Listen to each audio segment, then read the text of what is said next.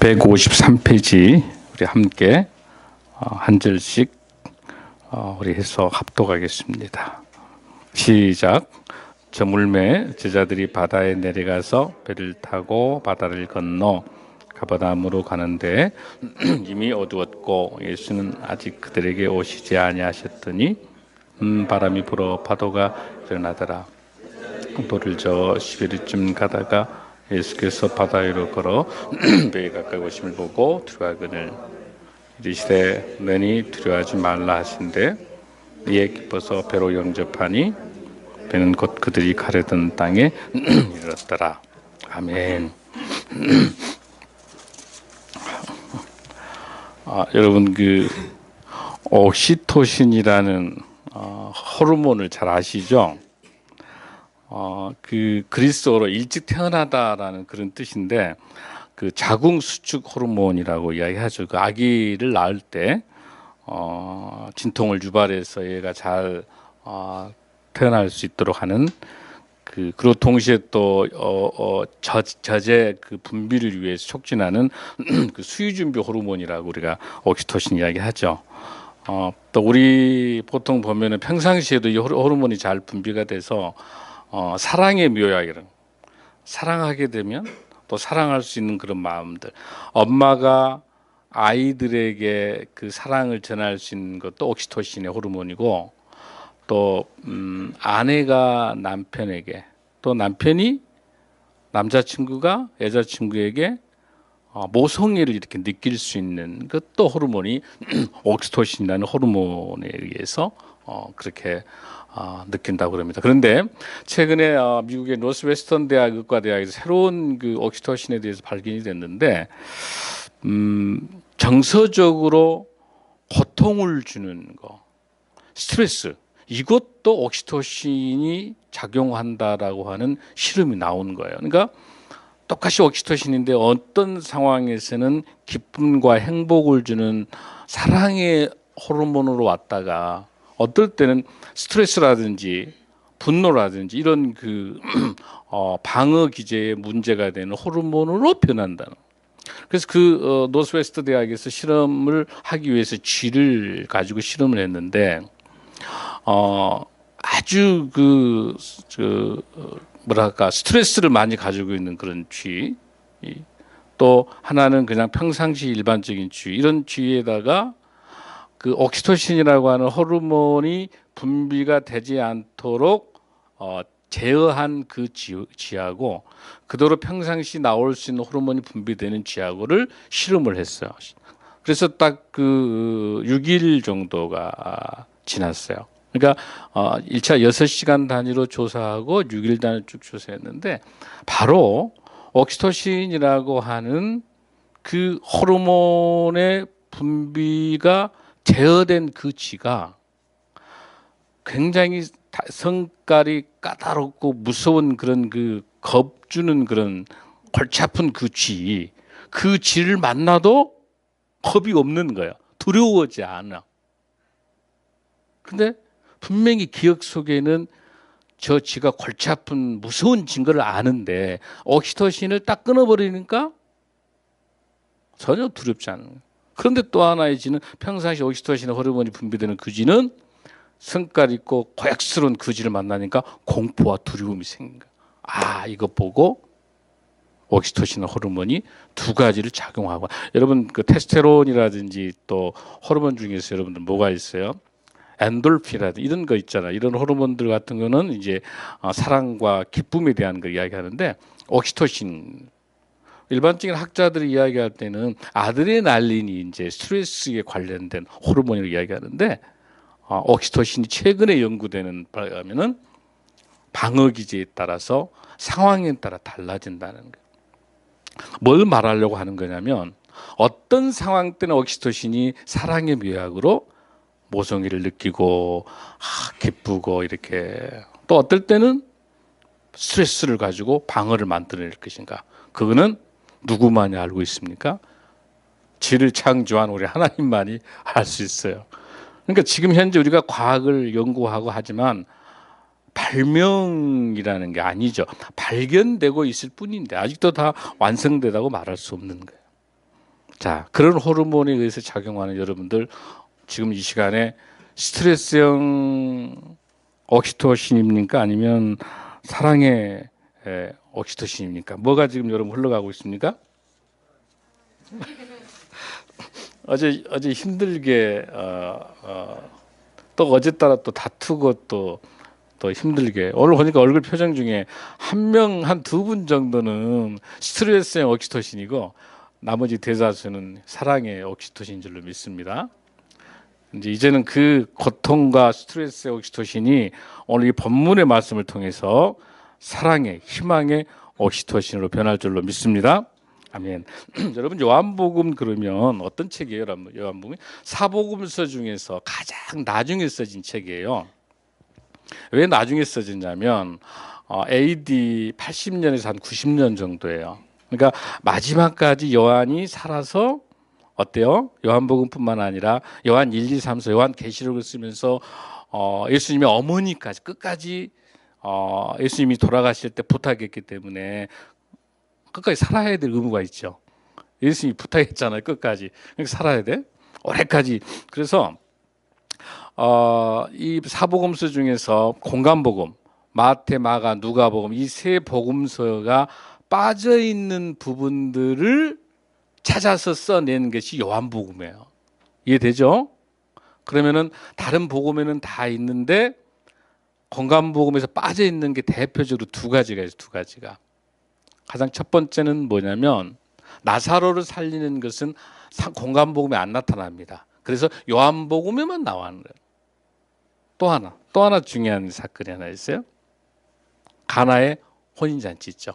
이것도 공간복음에 안 나와요. 그래서 요한복음에서만 그 빠져 있는 걸 찾아 넣은 것이에요. 얼굴 표정을 보니까 그것이 맞는지 틀린지 지금. 그래서 요한복음에서는 유명하게 우리 예수님의 사역 중에서 7가지의 표적, 세메이온, 기적, 표적, 상징을 나타내는 7가지 표적이 쫙 나온단 말이에요. 그 중에서 제일 첫 번째가 바로 여러분이 잘 아는 요한복음에서 7가지가 대표적인 건데 가나의 혼인잔치가 가장 첫 번째 나오는 것이죠.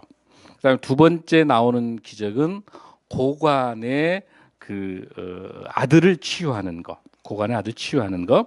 그다음에 세 번째 치유는 여러분들 잘 알죠? 베데스다에서 38년간 병자를 치유한 사건.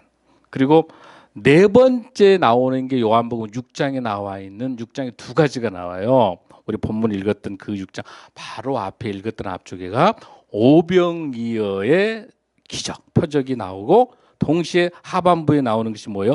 물 위를 걷는 우리 예수님. 이 두 가지 기적이 6장에 동시에 나오고 있는 거예요. 그다음에 여섯 번째는 소경을 치유하는 거. 일곱 번째는 뭘까요? 일곱 번째. 목사님 아까 뭐라고 그랬죠? 지금 여러분들 집중된가 안 된가?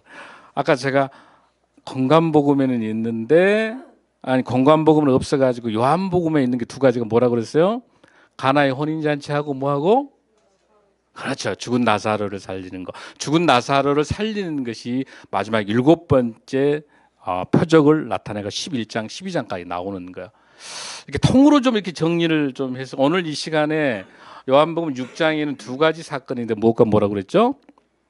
오병이어의 사건과 물 위를 걷는 사건. 우리는 지금 무슨 사건 오늘 말씀을 조명합니까? 물 위를 본문 읽었는데도 지금 이게 어디까지 읽었는지 지금 잘 생각이 잘 안 나요.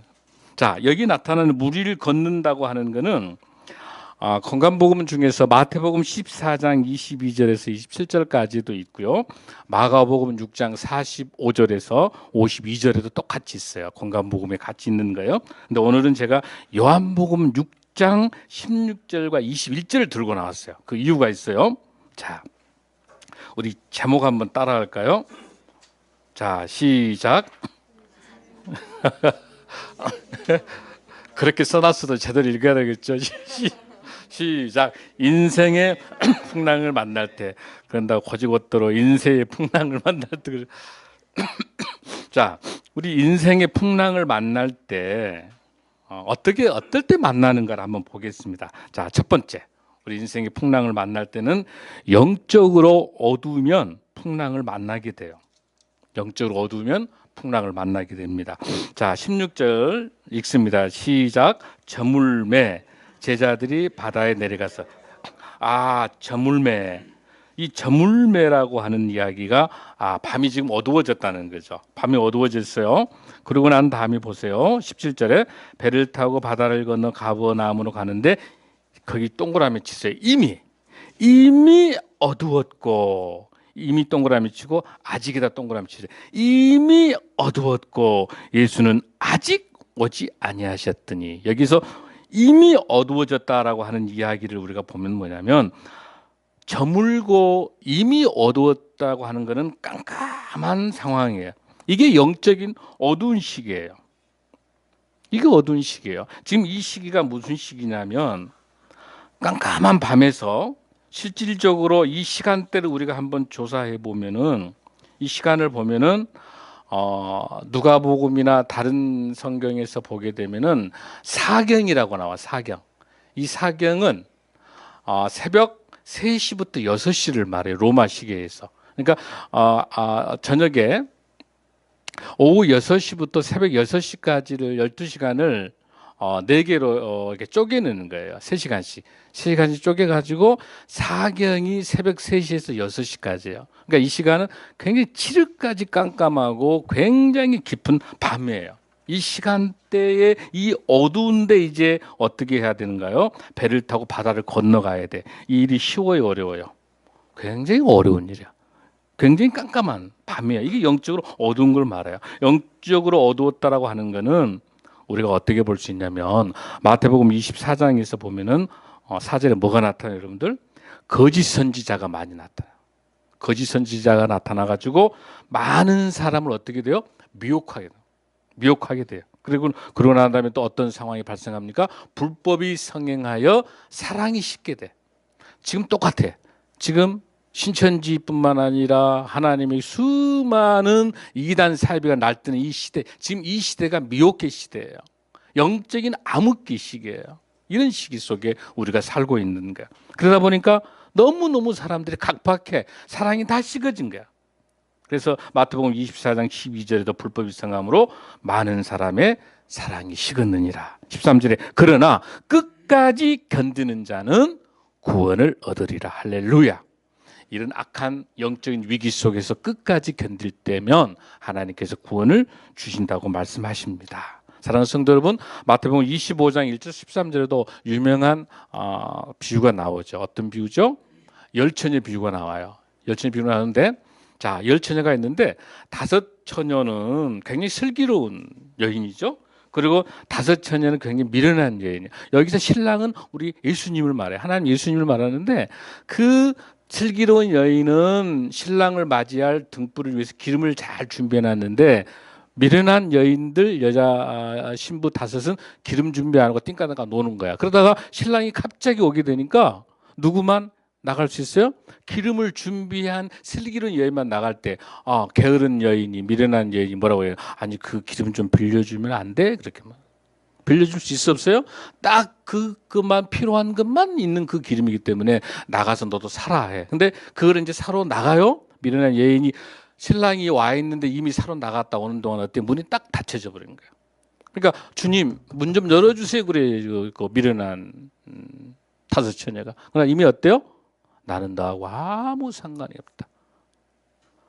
영적인 위기에서 영적으로 깨어있지 않으면요, 우리 예수님이 딱 나타나는 그 순간에 언제 가겠다고 말한 적이 없기 때문에 미리미리 지혜로운 슬기로운 여인처럼 기름을 준비하는 거, 영적으로 기름을 준비해 놓지 않으면 늘 삶 속에서 예수 그리스도와 함께 동행하지 않으면 언제 올 줄 모르는 거죠. 그럴 때 문이 닫혀져 버린다는. 그래서 뭐라고 하냐면 13절에 그런즉 깨어 있으라 너희는 그날과 그때를 알지 못하니라. 이렇게 이야기하고 있습니다. 이런 영적 위기를 우리가 잘 설명해 줄 수 있는 거예요. 뿐만 아니죠, 여러분들. 마태복음 26장 38절에도 어떤 게 나옵니까? 예수님께서 겟세마네 동산에서 기도하고 계실 때 잠깐 이제 기다리라 하면서 예수님 기도하러 가시는데 그 한 시간도 참지 못해 전부 제자들 졸고 있는 거야. 그러니까 뭐라고 그래요? 제자들에게 시험에 들지 않게 깨어 기도하라고 말씀하시는 거예요. 그러니까 제자들도 이렇게 예배 볼 때 깜빡빡 조는 거야, 자는 거야. 그러니까 하물며 우리는 어떨까? 우리도 아차하면 졸고 아차하면 자는 거예요. 우리 생명나무 숲교회는 전혀 그런 분이 없습니다만은 종종 있게 된단 말이죠. 종종. 본인이 자게 해놓고 탓은 여러분 탓하면 안 되죠. 자는 거는 전부 목사님 잘못이니까. 그래서 어때요? 나와 함께 깨어 있으라고 말씀하는. 그러니까 영적인 위기 속에서 우리가 영혼의 호흡인 기도하며 영혼의 호흡을 해야 깨어나 있을 줄로 믿습니다. 아멘. 영적으로 얻으면 또 어떤 현상이 발생하게 되냐면 교만하게 돼요. 그래서 인생의 풍랑을 만나. 영적으로 깨어있지 않는 사람은 교만해요. 나의 능력, 나의 실력, 나의 자랑이 훨씬 앞서기 때문에 그것 좀 하다가 풍랑을 만나게 되는 거죠. 여러분 잠언 18장 12절에 보니까 사람의 마음의 교만은 무엇? 멸망의 선봉이요. 겸손은 존귀의 길잡이니라. 할렐루야. 할렐루야. 주님 말씀 앞에 겸손한 저와 여러분 되기를 간절히 소원합니다. 그래서 여러분 특히 우리 공부하는 우리 학생들 많이 있죠. 우리 잠언 1장 7절 말씀을 여러분에게 드리고 싶습니다. 여호와를 경외하는 것이 뭐예요? 지식의 근본이거늘 미련한 자는 지혜와 훈계를 멸시하느니라. 할렐루야. 사랑하는 여러분들, 우리 모두 다 여호와를 경외하는 것이 지식의 근본이라는 거 잊지 않고 교만하지 않고 늘 영적으로 깨어서 주님을 만나는 놀라운 역사가 임하기를 간절히 바랍니다. 두 번째는 인생의 풍랑을 만날 때는 언제냐면 예수님과 멀리 떨어져 있게 되면 풍랑을 만나요. 자, 여러분 보실까요? 자, 17절에서 자, 배를 타고 바다를 건너 가버나움으로 가는데 이미 어두웠고 예수는 아직 그들에게 오시지 아니하셨더니. 예수님 오셨어요? 안 오셨어요? 아직 오시지 않으셨어요. 아직 오지 않기 때문에 어때요? 엄청나게 깜깜해가지고 18절에 뭐라? 큰 바람이 불어 파도가 일어나니라.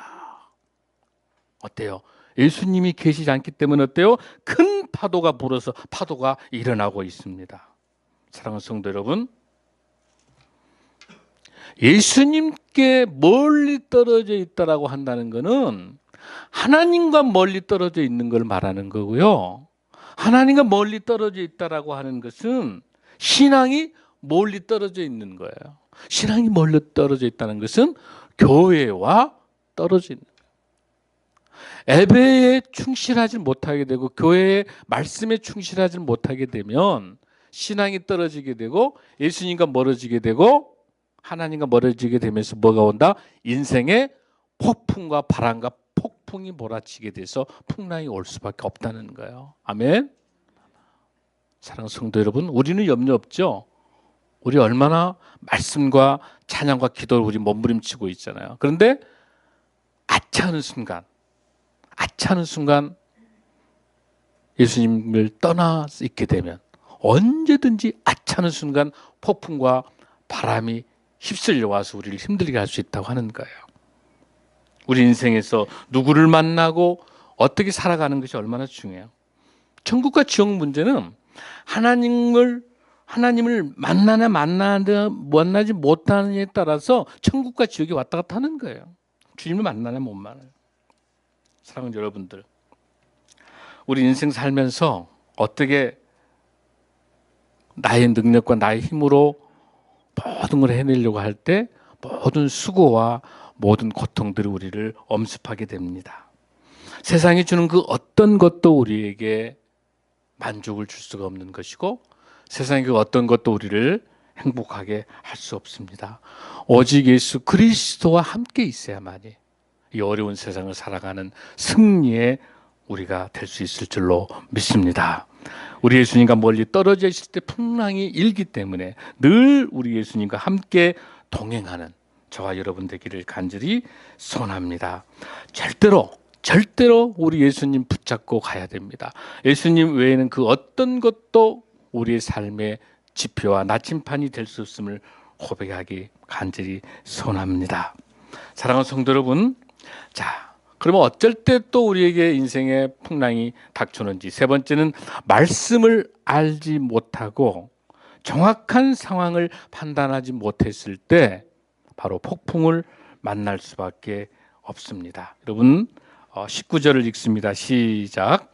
제자들이 노를 저 10여리쯤 가다가 예수께서 바다 위로 걸어 배에 가까이 오심을 보고 두려워하거늘 이르시되 내니 두려워하지 말라 하신대. 할렐루야, 할렐루야. 자, 여기서 보면 제자들이 노를 줘서 10여리쯤. 여러분, 여기는 어디로, 지금 여기는 6장에 아까 어떤 사건의 표적이 두 개가 나타난다고 그랬죠? 오병이어와 무리를 걷는 사건. 그러니까 무리를 걷는 사건 그 이전에 뭐가 있다는 거예요? 오병이어 사건이 있는 거예요. 오병이어 사건은 어디서 발생했어요? 벳세다에서 일어났던 사건이에요. 자, 벳세다는 지도에서 어디가 있어요? 요단강 가주 오른쪽에 있잖아요. 오른쪽. 벳세다에서 어디로? 가버나움 쪽으로는 배를 타고 건너가야 되는데, 여러분, 갈릴리 호수가 규격이 어떻게 돼요? 가로가 11.2km예요. 11.2km. 그다음에 세로 길이는 21km예요. 그러니까 근데 여기서 벳세다에서 어디까지? 가버나움까지의 거리는 한 8km 정도 돼요. 그러니까 직선의 거리가 아니니까 약간 이 대각선으로 내려오기 때문에 한 8km 정도 되는데, 여기서 어디까지 와 있어? 배가 제자들이 노를 줘서 어디까지? 10여리쯤 왔다. 10여리 정도 되면 몇 킬로 정도 돼요? 4km 정도니까 어느 정도야? 지금 배가 딱 반 정도 온 거예요. 반 정도 올 때 노를 줘서 반 정도 오는데 막 폭풍이 일어나고 폭풍이 비바람이 막 몰아치는 그 상황이 연상되죠. 이런 상황에서 겁내가지고 곧 배가 쓰러질 것 같은 그런 상황일 때 어디서? 저기 4km 전방 쪽에서 쭉 해서 누가 와요?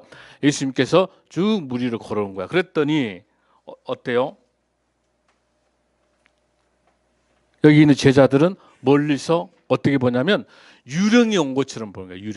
유령이 온 것처럼 보는 거예요. 여러분, 마가복음 6장 49절 한번 볼까요? 64. 자, 마가복음 6장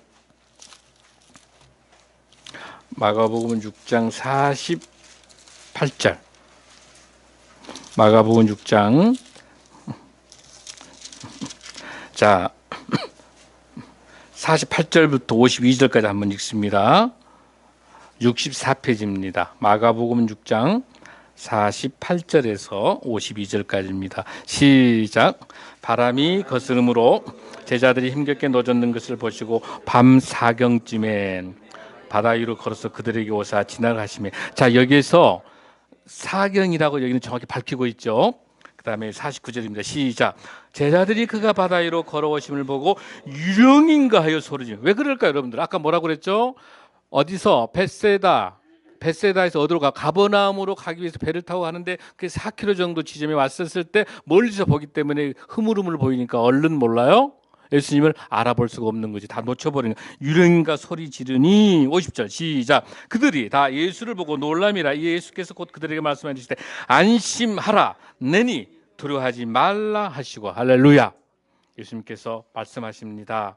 내니 두려워하지 말라. 우리 본문에는 요한복음에는 뭐라고 나와 있어요? 요한복음에서는 6장에서는 20절에 뭐라고 그래 있어요? 이르시되 내니 뭐라? 두려워하지 말라. 두려워하지 말라. 뭐가 빠져 있어요? 안심하라가 빠져 있잖아요. 똑같아요.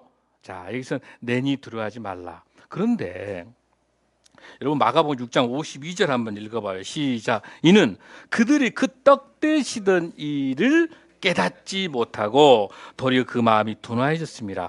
아, 예수님을 알아보지 못하고 유령이라고 말하는 것은 뭐예요? 바로 그 앞에 있었던 무슨 사건? 오병이어의 사건을 통한 놀라운 우리 예수님의 사역에 대해서 다 잊어버린 거야. 금방 일어났던 사건에 대해서. 그러니까 뭘 말해? 하나님의 말씀을 알지 못하니까 영이 흐려져 있는 거고, 영이 흐려져 있으니까 정확한 상황 판단을 못하는 거예요. 말씀을 알지 못하면 우리 인생에 폭풍이 불어붙일 때 두려워할 수밖에 없는 겁니다. 할렐루야. 여러분, 말씀만이 우리의 힘인 줄로 믿습니다. 말씀을 알지 못하면 마음이 어떻게 된다? 둔하게 돼서 판단력이 흐려지게 되기 때문에 폭풍이 몰아칠 때 두려워할 수밖에 없는 거예요. 말씀만이 풍랑을 이길 수 있는 힘이 된 줄로 믿습니다. 여기서 아주 유명한 말씀입니다. 내니 두려워하지 말라. 이 내니라고 하는 이 말은 여러분, 출애굽기 3장 14절에 무슨 사건이 나옵니까? 모세가 야 모세야 너 말이야 출애굽 시켜라라고 이야기하니까 모세가 하나님 저는 입도 어느라고요. 제가 가서 백성들에게 뭐라고 말할까요? 누구를 만났는데 하나님을 만났잖아요. 제가 누가 가라 해서 갈까요? 이야기할 때 뭐라고 이야기합니까? 하나님께서 처음으로 본인이 말해. 나는 스스로 있는 자라. 이게 무슨 뜻이에요? 여호와 에의해. 무슨 뜻이에요? 나는 스스로 있는 자라. 그러니까 처음으로 하나님께서 하나님 이름을 알려주는 게 누구에게? 모세에게. 뭐예요? 나는 스스로 있는 자라. 이걸 근거로 해서 이사야 41장 4절에 뭐라고 나오냐면 나 여호와라 태초의 나요 나중 있는 자에게도 내가 곧 그니라. 바로 뭐예요? 내가 곧 그니라. 이게 내니 두려워하지 말라. 내니 바로 하나님께서 말씀하신 그 명령에 자기를 설명하고 있어요. 이게 뭐예요? 유명한 한번 따라할까요? 에고 에임이란 말이 무슨 뜻이냐면 뭐예요? 나는 스스로 있는 자라. 나는 누구누구이다 라고 하는 거예요. 여기서 본문에 나타나고 있는 것처럼 내니 두려워하지 말라. 즉 뭐예요? 하나님의 예수님의 정체성을 알려주는 거예요. 유령이 아니다. 제자들아 유령이 아니고 나는 너의 여호와 하나님이다. 너의 예수님이다 하는 것을 입증해 줄 수 있는 그 말씀을 설명해 주고 있는 거예요. 자, 이렇게까지 예수님께서 말씀하신 것은 어때요? 말씀에 떠나 있었기 때문에 상황 판단을 하지 못한 제자들에게 주님께서 주고 계시는 그런 말씀입니다. 자, 그러면 우리는 어떻게 해야만 우리 인생의 풍랑을 만나게 될 때 이걸 이겨낼 수 있는 그런 삶을 살아갈 수 있을까요? 결론입니다. 예수님의 말씀에 순종하고 예수님을 영접해야만이 인생의 풍랑을 이겨낼 수 있을 줄로 믿습니다. 아멘. 자, 우리 본문을 다시 한번 우리 읽습니다. 자, 요한복음 6장 21절입니다. 시작. 이에 기뻐서 배로 영접하니 배는 곧 그들이 가려던 땅에 이르렀더라. 할렐루야, 할렐루야. 여러분, 예수님께서 이 제자들을 보고 벳세다에서 가버나움으로 가라게 놓고 난 다음에 예수님께서 놓으신 게 아니라 그 본문에 보면 여러분들 그 15절 한번 읽어봐요. 요한복음 6장 15절 시작. 그러므로 예수께서 그들이 와서 자기를 억지로 붙들어 임금으로 삼으는 줄 아시고 다시 혼자 산으로 떠나가신지라. 산으로 갈 때 그냥 가신 게 아니라 기도하라고 가시는 거예요. 제자들을 보내놓고 염려되는 거야. 그러니까 예수님은 보내놓으면서 제자들이 어떻게 될까 너무 염려해서 기도하는 거예요. 근데 왜 예수님께서 여러분 왜 벳세다에서 왜 가버나움으로 가라겠을까? 이걸 알아야 돼요. 오늘 이 시간에. 왜 그랬을까요, 여러분들? 오병이어를 하고 난 다음에 여러분들 어때요? 5천 명이니까 그 당시 장정 여성 포함 한 2만 명 된다면 한 2만 명을 먹여내니까 이 기적이 일어나니까 그 백성들이 우리 왕 좀 대달라게 예수님 뭐 우리 왕이 되라고 난리를 치는 거예요. 그냥 오 예수님이 왕 나의 왕이셔 유대 왕이셔. 그런 다음에 제자들도 한때 뭐가 기대할 수 있을까요? 예수님이 왕이 되면 자기도 어때요? 한 자리 해먹거든 이제. 그러죠? 좌편 우편에 베드로 안드레 야고보 저도 한 자리 해달라. 나중에 누가 엄마들이 와가지고 또 로비하잖아요. 예수님한테 와가지고 기억나요 여러분들? 로비하잖아요. 근데 여기서 왕이 되면 돼요 안 돼요? 예수님께서 왕이 되면 안 되는 거죠.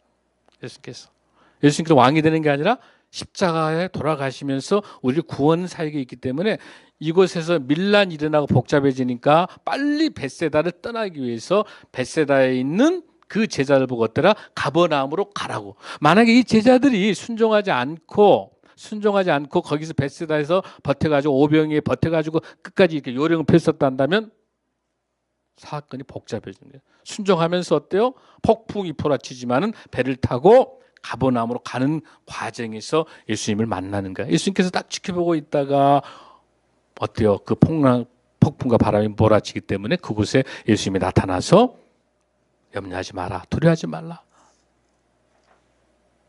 누구를? 바로 내니라. 이렇게 설명해 주시면서 우리 이 안을 주시는 거예요. 말씀에 순종하고 그랬더니 그 결과가 어떻게 됩니까? 기뻐서 배로 우리 예수님을 영접하니 배는 곧 그들이 가려던 땅에 이르렀더라. 할렐루야. 예수님을 영접하고 말씀으로 회복하여 예수님을 영접하게 될 때 우리 인생도 어디로? 우리가 목적지 그 땅에 이르를 줄로 믿습니다. 이미 이 배의 주인은 우리가 아니에요. 이 배의 주인은 제자들이 아니에요. 이미 이 배의 주인은 누구예요? 예수님인 거예요. 예수님이 항해하고 계신 거예요. 우리는 그 예수님이 항해하는 그 배에 우리는 타서 말씀으로 순종하고 가버나움으로 가면 되는 거예요. 그런데 내가 너를 줬고 내가 뭘 하려고 하니까 폭풍일 때 두려운 거예요. 내가 뭘 하려고 하면 두려운 겁니다. 우리 예수님이 하시게 하는 거. 성교나 복음이나 우리 전도도 다 마찬가지예요. 우리 예수님이 하시도록 하고 우리는 어때요? 우리는 참여하고 동참하고 말씀을 받아들이고 영접하는 거예요. 사랑하는 성도 여러분, 우리가 우리 인생에서 편하고 좋은 곳 벳세다에 있고 싶어요. 그러나 아닙니다. 우리는 가버나움으로 가야 됩니다. 우리 인생의 목적지로 가야 되는 거예요. 그 가버나움 가는데 모든 인생에 있어서는 모든 사람에게는 저와 우리 모두 다는 폭풍과 바람을 다 만나는 역경이 있을 수밖에 없습니다. 그러니까 역경이 없게 해달라는 게 아니라 어떤 역경과 어떤 폭풍과 어떤 바람이 몰아친다 하더라도 그걸 거슬려서 이겨나갈 수 있는 그 힘을 달라고 기도하는 저와 여러분 되기를 간절히 소원합니다. 그 폭풍과 바람이 있지만 그걸 거슬려서 가야만이, 순종하고 가야만이, 어디에서? 인생의 딱 중간기, 베세다 가버나움에 있는 딱 8km 그 거리에서 4km 심리 있는 데서 예수님을 만나는 거예요. 우리가 이 태풍과 폭풍을 몰아치지만 포기하지 않고 나가야만이, 순종하고 가야만이, 말씀과 찬양과 기도로 가야만이 누구를? 예수님을 만날 수 있는 줄로 믿습니다. 우리 인생이 편하고 쉬운 길을 가고 가면 될 것 같지만 그 쉬운 길에는 절대 우리 예수님을 만날 수가 없습니다. 제자들이 순종하고 폭풍이 있지만 알고 가고 그 인생을 거스러 갈 때, 순탄한 길을 갈 때만이 인생이 성공이 아니라 힘들고 어려운 폭풍이 있는 그곳이지만 그걸 헤쳐나가고 주님과 함께 동행하고 주님 의지하고 나가야만이 우리 예수님을 만날 수 있는 놀라운 기적이 있을 줄로 믿습니다. 우리 예수님을 만나야만이 우리 목표인 그 땅에 도달할 줄로 믿습니다. 사랑하는 성도 여러분, 얼마나 우리 인생 지금 살기가 힘이 들고 어렵습니까? 오늘 본문에 있는 것처럼 육지에서는 오병이어의 기적을 통해서 우리에게 생명의 떡 양식으로 오신 우리 예수님을 만나게 하시고, 바다에서는 우리를 통해서 불안과 공포와 그 위기 속에서 중보해 주시면서 기도해 주시면서 함께 동행하는 우리 놀라운 구원자 예수 그리스도를 통해서 만나는 산과 바다와 온 우주 속에 운행하신 우리 주님을 만나서 우리 인생이 힘들고 어려운 과정 속에서도 그 어떤 거친 폭풍과 광야가 온다 하더라도 우리에게 생명의 떡과 오병이의 기적을 주신 그 주님의 말씀과 폭풍과 바람을 있을 때 나타나셔서 우리에게 위로해 주시고 우리를 구원해 주시고 우리 생명을 회복시켜 주시는 놀라운 예수 그리스도를 붙잡고 승리하는 저와 여러분 되기를 간절히 소원합니다. 기도하겠습니다.